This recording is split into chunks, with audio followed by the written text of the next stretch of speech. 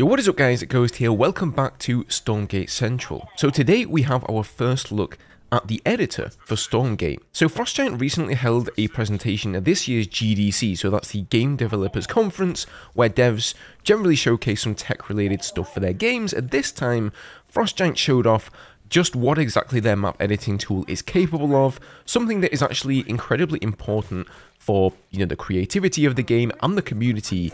You only need to really look back at games like Warcraft 3 and Brood War to see how integral that actually was for the community there. Before we begin though guys, if you do enjoy the content here on the channel, consider hitting that subscribe button. There'll be much more to come on Stormgate in the near future moving forward, and if you think that you already are subscribed, check again because 70% of you guys who do watch are not. As always guys, thank you so much for the support here. Now, before we dive into the map editor, I do have a couple of important updates for you guys. So firstly, if you're a participant in these Stormgate beta tests, the next one, which is codenamed Frigate, has been slightly delayed, but for a very good reason. So they've pushed it back from the first half of April until the end of the month. This is what Community Manager Gerald had to say on the matter. We are making this change to offer you significantly more of the third faction than originally planned, including more faction-defining mechanics, more playable units, and a richer array of art, sound, and music to preview. The Frigate beta is a crucial step towards gathering the insightful feedback we rely on to shape the game's future, so we want to deliver you as much content during that playtest as we possibly can. So I think this is the right call. From the way Gerald words this, it sounds quite likely that just like the last testing phase, this one will be open for content creation too. They'll lift the NDA, and I think they're eager to show the world how many improvements they've got coming, like they said, with art, sound, and music that will really go a long way to adding some additional atmosphere to the game, because that was a big problem, I think, for a lot of people during the last test, and especially, when the NDA fell down and people were playing the game for free on Steam Next Fest. I also think that seeing a more fleshed out third faction with more units is a good idea too, again, especially if there won't be an NDA, because when they first added the Infernals faction, they were pretty bare bones. They were still missing a lot of their macro mechanics. There was no Hellborn unit, etc. But then again, that was a closed test. So yeah, good stuff here. I think it'll definitely be worth the wait. However, for any of you waiting for your next RTS fix, there is a silver lining. Another upcoming RTS, ZeroSpace, just recently spun its servers back up with a brand new alpha test. Now, I know most of you subscribed here for Stormgate content, but if you're anything like me and you're just a long-lost RTS fan looking for your next fix, then I would definitely pay attention to ZeroSpace as well. This time, they've got a complete UI overhaul, a bunch of new units, and a couple of weeks into the test, I believe that they will be releasing the first campaign prologue mission, so that's all pretty cool.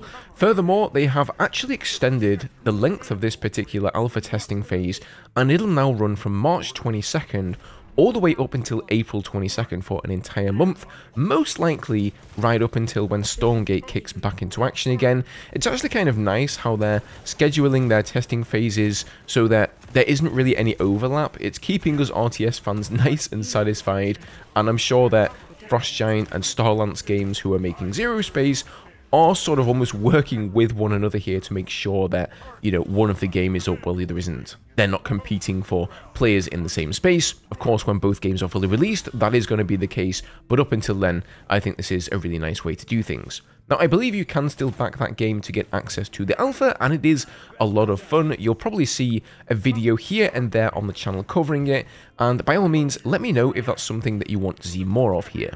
Now, let's get into the Stormgate editor.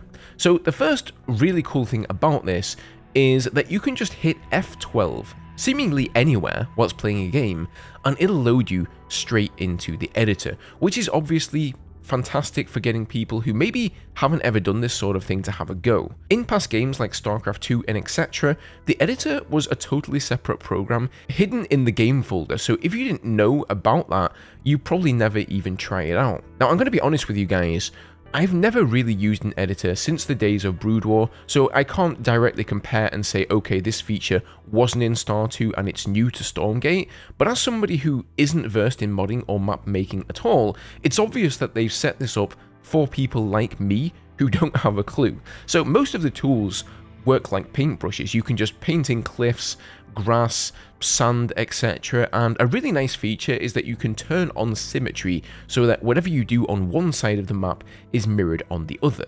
You can see on the left side, you've got a cliff tool, a paintbrush tool for different textures, a height manipulation tool, and a water tool which can simply be painted on as well. And then in the units tab here, you've also got things like trees and rocks, which once again can be painted in bulk onto the map, and you'll notice that the different options for each tool, the shape of the tool, the size of the tool, etc., are all very beginner friendly. If you've ever used a program like Paint back in your school days perhaps, this is essentially the same thing. So that's awesome. That means that literally anybody can hop in here and start creating their own map or tweaking an already existing one. Now, building a map is often only half the challenge, but if you want to create your own game mode with map-specific settings and triggers, you can of course do that too, although it certainly looks like that will require a certain amount of basic programming knowledge. Here in this example, they're basically creating a series of simple triggers that spawn a chicken every 120 seconds that walks across the map and can be killed for 100 luminite. Super basic, but the awesome thing here is that you can hop back and forth between the game and the editor to check and see if the series of triggers you put in are working correctly. Now, I don't know how it's worked with previous games, but I can assume that you had to compile and build the map, load it up in the game, load up the map and see if it was working, and then go back in the editor and make amendments. So, you know, that's going to save people a whole lot of time. Now, moving on to the data tab, this is where you're going to find all of your game effects like buffs, heals, various abilities, and a whole bunch of other stuff. You'll notice that they've grayed out the second list here, probably because it contains a bunch of abilities and units pertaining to the third unannounced faction, so kind of a bummer there, no early reveal for us this time. So obviously you can use all of the units and abilities that already exist within the game, or you can create your own. So in this quick example, he creates a Vulcan that has the lash ability from the Weaver that pulls targets towards it, and he sets it up to auto-cast this ability on a 1-second cooldown. So that's just one example of how you might create some sort of a boss type unit. So I think this is looking really promising. As time goes on, I'm sure they'll even further improve the functionality of this tool to make it even more user-friendly.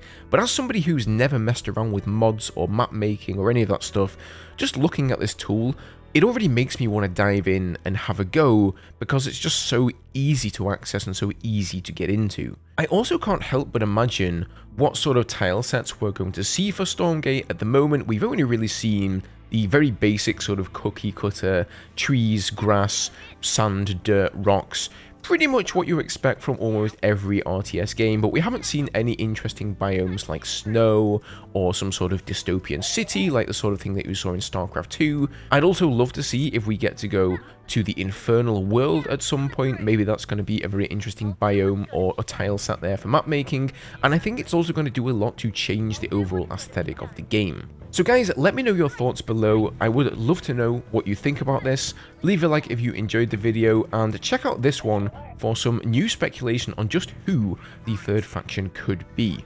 Subscribe for more Stormgate content here on the channel. Take care guys, and I will see you all in the next one.